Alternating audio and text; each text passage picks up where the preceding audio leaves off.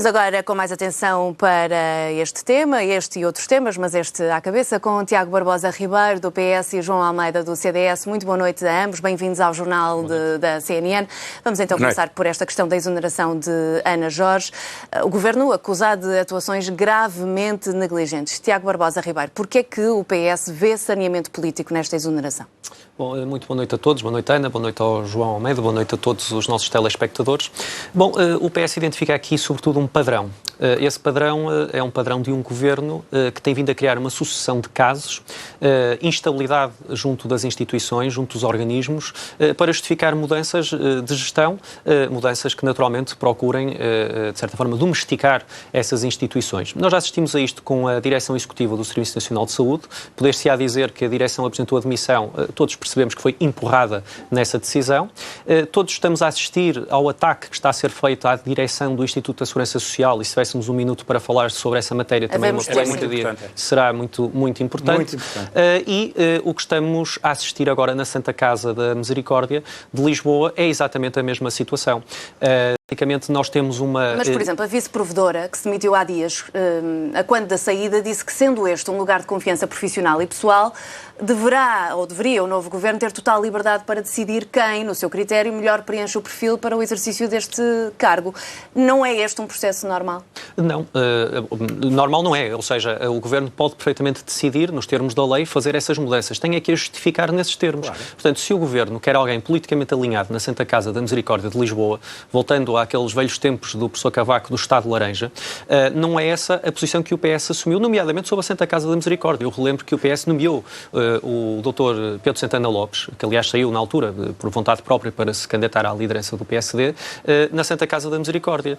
O que está acontecendo na Santa Casa ao longo destes 12 meses é um processo de reestruturação financeira e é um processo de saneamento da instituição. A doutora Ana Jorge teve a oportunidade de ir à Assembleia da República em setembro do ano passado a apresentar um conjunto de explicações e um conjunto de matérias que apresentou e foi questionada pelos diferentes partidos, e nenhuma matéria suscitou especial preocupação ou especial complexidade.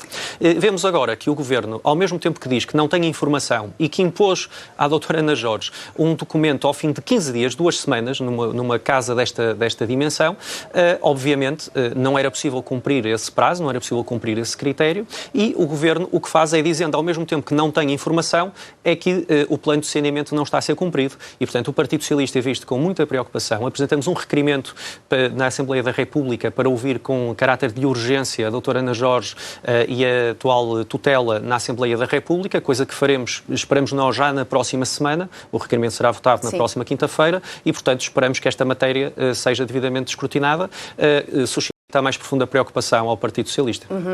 Ana Jorge diz que a exoneração foi comunicada de forma rude, sobranceira e caluniosa. Foi a reação num comunicado enviado aos funcionários. João Almeida admite que a comunicação desta exoneração possa não ter sido feita da melhor forma. Boa noite, Ana. Boa noite, Tiago. Eu tinha, antes de mais, de dizer alguma coisa sobre a peça anterior relativa à questão da defesa nacional, porque eu ouvi discutir uma questão que não tem nada a ver nem com as declarações que ouvi aqui do Ministro, e não houve nenhuma referência a um comunicado que, entretanto, foi feito de esclarecimento.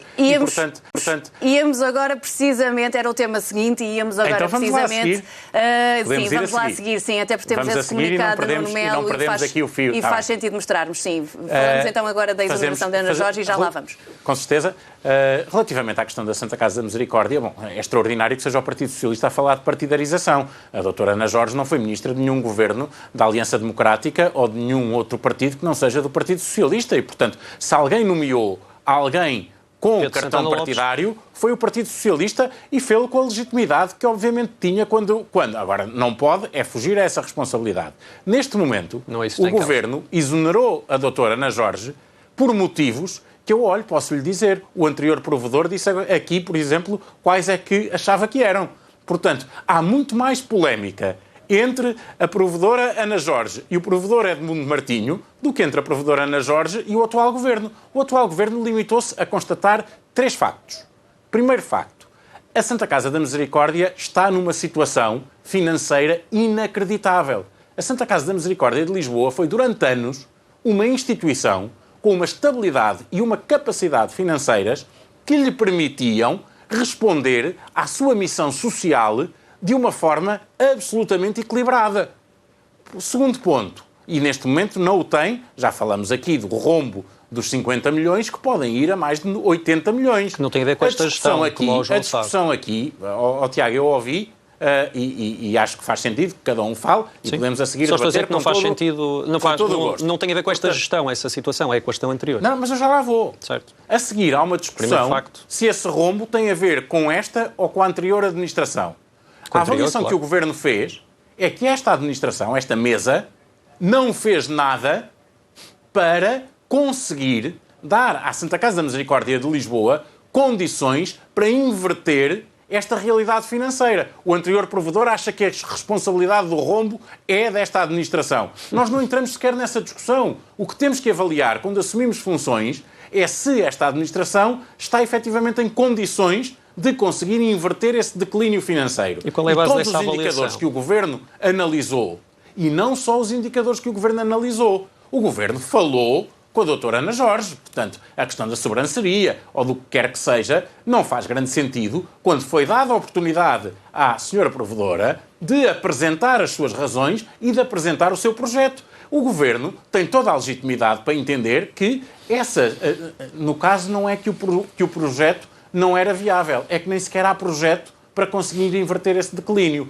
Pior que tudo isto, e terceira razão, há uma degradação profunda, e isso é dito pelos parceiros da Santa Casa da Misericórdia no terreno, há uma degradação profunda da prestação dos serviços, das ações, do ponto de vista social, da Santa Casa da Misericórdia, no seu território de atuação, designadamente no município de Lisboa. Ou seja, não só a Santa Casa da Misericórdia vinha já de uma situação financeira grave por uma administração nomeada pelo Partido Socialista, resta pouca interesse na discussão se é a anterior, se é esta. De resto, essa denúncia foi também feita pela Câmara de Lisboa. Capacidade de inverter essa realidade. Terceiro, não estava a prestar, do ponto de vista da ação social, a sua missão de uma forma competente, e também essa se vinha a degradar. Sim. Mal era que um governo que assume funções não pusesse um ponto final nesta degradação financeira e institucional da Santa Casa da Misericórdia de Lisboa e não invertesse essa situação em benefício, em primeiro lugar, daqueles que necessitam da assistência por parte da Santa Casa da Misericórdia de Lisboa, em segundo lugar, do saneamento financeiro da própria instituição. Entendi que ambos querem falar sobre a questão da segurança social porque consideram o tema também preocupante. O Tiago Barbosa Ribeiro acredita que a polémica em torno dos acertos que a Segurança Social fez nas pensões vai acabar por ser um pretexto para a substituição da Presidente do Instituto da Segurança Social, e isso na lógica do saneamento político de que acusam o Governo. Sim, parece evidente, mas se me permite só para concluir o tema anterior, presumo que podemos passar à frente, verdadeiramente não foi apresentada agora pelo João nenhuma razão, verdadeiramente, para... Porque nenhuma dessas designadas 3 razões são razões substantivas que possam ser assacadas sequer à atual provedora ou foram sequer enunciadas no despacho. Mas qual degradação? O que aconteceu foi um processo político-partidário articulado entre o Governo e a Câmara de Lisboa, que aliás de degradação de contas percebe, porque apresentou agora uma dívida elevada pela primeira vez em muitos anos, o Dr. Moedas, com o CDS também lá enfim, em articulação na mesma gestão autárquica. E, portanto, o que nós vemos é, evidentemente, um ataque político-partidário à Santa Casa da Misericórdia. E é isso que agora, nos próximos dias, iremos esclarecer e iremos procurar clarificar na Assembleia da República. Sobre a questão das pensões e da segurança social, é uma verdadeira vergonha aquilo que foi apresentado hoje por parte do Hugo Soares, por parte do líder parlamentar do PS, as declarações que fez, acusando o Partido Socialista de fazer propaganda eleitoral, de fazer eleitoralismo com as pensões dos portugueses. E é importante, João, eu vi com atenção como estava a referir, portanto, se me quiser deixar concluir, ao contrário do governo que o João apoiou, nós não fizemos brincadeiras com as pensões dos portugueses, nós não fizemos cortes, nós não fizemos nada disso. O que aconteceu relativamente a esta matéria acontece todos os anos. No dia 29 de dezembro, a autoridade tributária enviou para a Segurança Social as tabelas definitivas relativamente às pensões e à descida do IRS. Essa descida, aliás, só é possível porque agora, enfim, a Aliança Democrática já assume a descida de IRS que o PS aprovou, na altura votaram contra o orçamento. Em todo caso, em todo caso, então, sendo esse um processo normal, não é suposto que o Ministro do Trabalho e o Secretário de Estado da Segurança Social, quando receberam a Presidente do Instituto da Segurança Social, ela tivesse... Evidentemente, este é um processo que acontece todos os anos, os portugueses percebem rapidamente isto. Dê-me só mais 30 segundos para explicar a situação. As tabelas, em 29 de dezembro, obviamente que as pensões de janeiro já tinham sido pagas, já tinham sido processadas, como todos os portugueses sabem.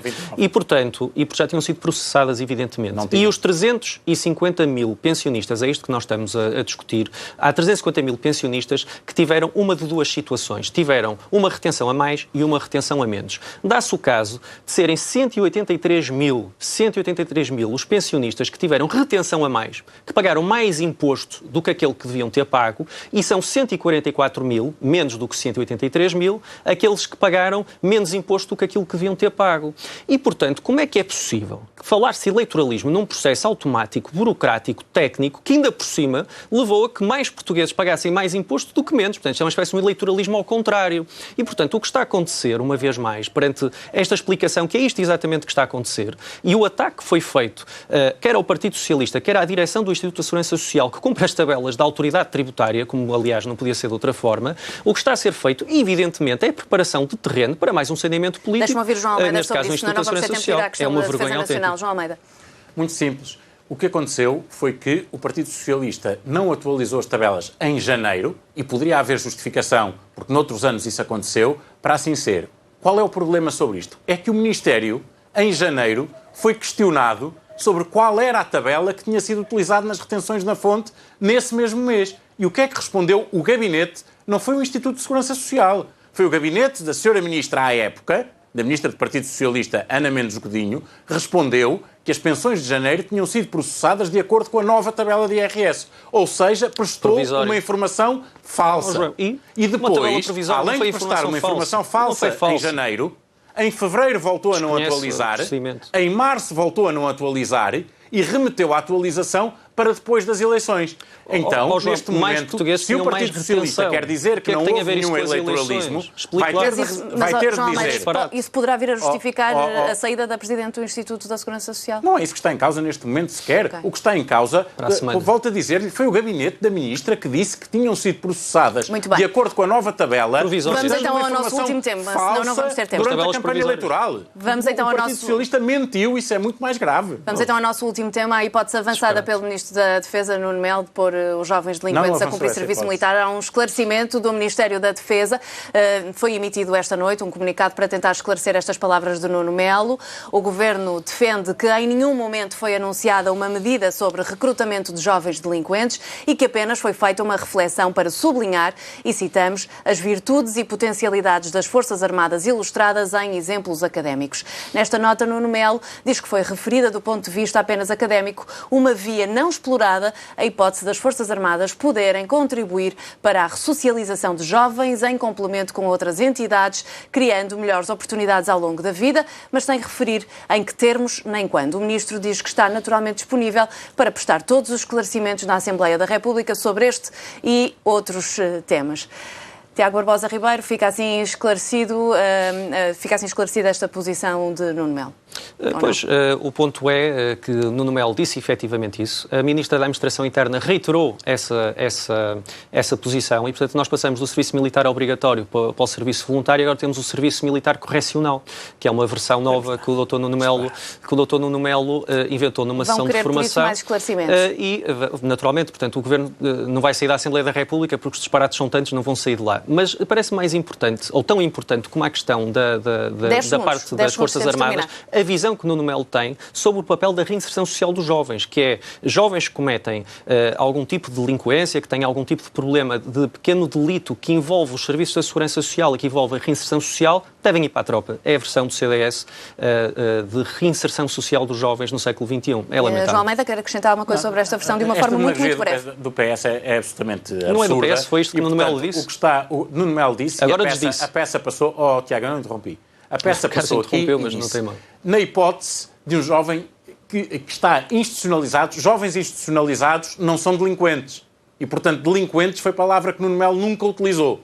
Portanto, convém dizer isto, não utilizou nunca a palavra jovens institucionalizados se tivessem uma oportunidade. Ou seja, estamos a falar de jovens institucionalizados e estamos a falar de uma oportunidade. Não estamos a falar nem de correcional, nem de crimes, nem de delinquentes. Resta dizer que este tipo de processos de ressocialização com as Forças Armadas existem na maioria dos países da União Europeia e existem noutros países para além da União Europeia, como por exemplo no Reino Unido, com grande sucesso. A ignorância não aproveita a favor de quem faz demagogia, mas normalmente acompanha. João Almeida e Tiago Barbosa Ribeiro. Nuno Melo disse o que disse, portanto... Podíamos continuar a conversar sobre este assunto. Aliás, vão querer ouvir Nuno Melo, mais esclarecimentos de Nuno Melo e vamos ter a oportunidade, certamente, depois de voltarmos a ele.